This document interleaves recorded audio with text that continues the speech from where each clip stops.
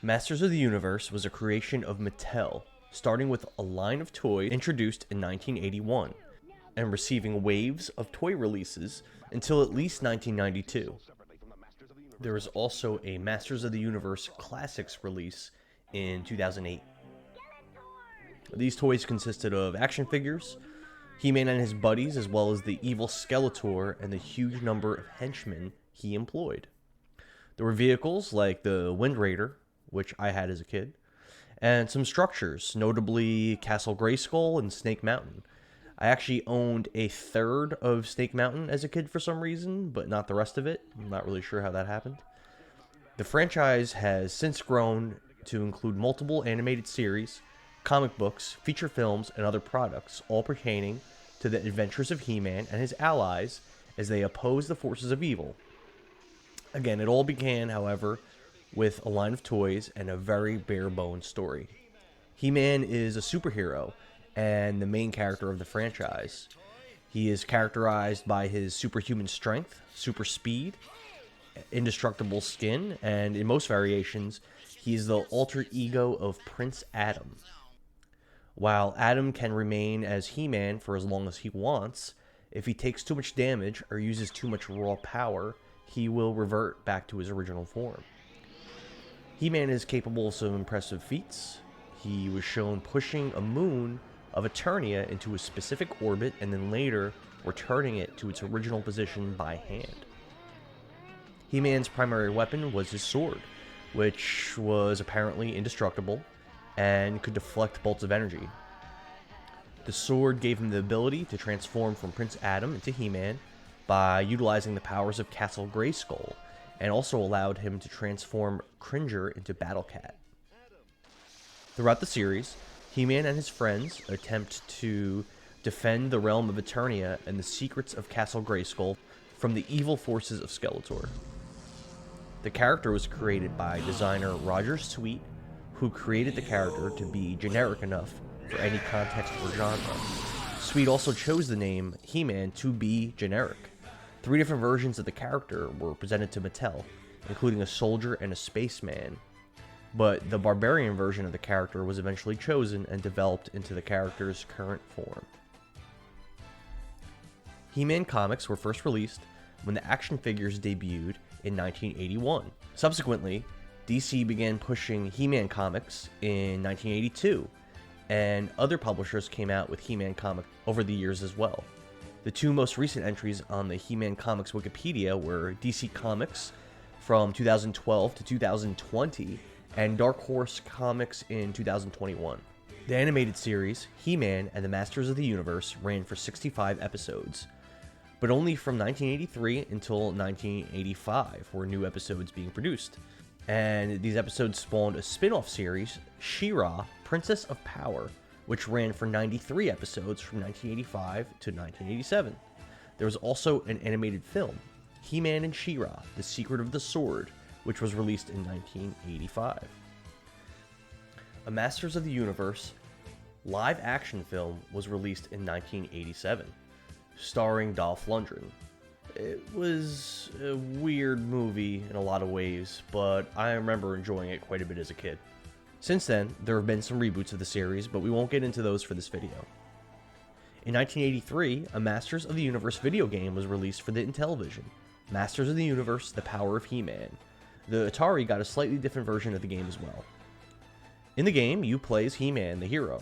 The game has 2 different sections, a horizontal shooter style section and an on-foot combat style section.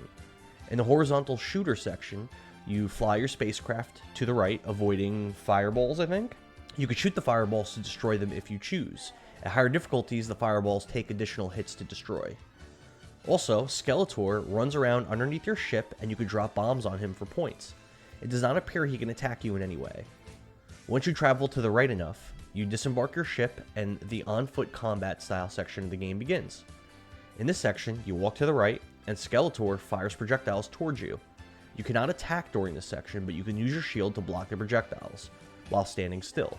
If you are hit, you go flying backwards, which wastes some of your time. There are also power-ups that you can pick up in the shape of swords. The swords give you more time. To win this section, you must reach Skeletor, Then a brief cutscene, yes, a pseudo cutscene, takes place of you sword fighting Skeletor. Then he runs away, and you chase him for 2 more on-foot sections. If you beat those, you loop back to the flying stage again. Generally, you lose this game from running out of time. It's the time that beats you, taking too long to get to Skeletor in the on-foot sections. You do have a limit on lives, however. If you die, I believe it's 5 times, you get game over, but generally that wasn't how I was getting game over. I was just running out of time trying to chase Skeletor. Now let's move on to the review of the game. Graphics. 8 out of 10. This game is very colorful with some cool animations. I was more than pleased with this aspect of the game. The Atari version of this game looks like dog poo next to the Intellivision version. It's definitely one of the shining areas of this Intellivision game. Sound. 3 out of 10. You have your typical Intellivision sound effects, the beeps and boops. To be honest, the nonsense noises were pretty irritating to listen to and were non-stop. It would have been better if there was just nothing at all. The game does feature the He-Man theme at certain points, though, which is pretty nice and sounds okay. Control. 3 out of 10. The Intellivision as a system suffers from very unresponsive controls, and this game was no different. I also found that sometimes the shield would not work for more than a split second, no matter what I did. Other times it worked fine. Typical Intellivision problems. I know there are a lot of fans of this system, of this console, who would rush to defend it and say that, you know, I'm not familiar with the Intellivision controller and that's why I was struggling with the controls for this game. But actually, my first console was an Intellivision. I had it as a child. I played Intellivision for quite a few hours. There are some Intellivision games that control pretty decent, and I did not find this to be one of them. Gameplay. 4 out of 10. It was okay. I found it interesting that they split this game into 2 sections. It was innovative and unusual for an Intellivision game. But that being said, the sections themselves were not very fun. There just wasn't...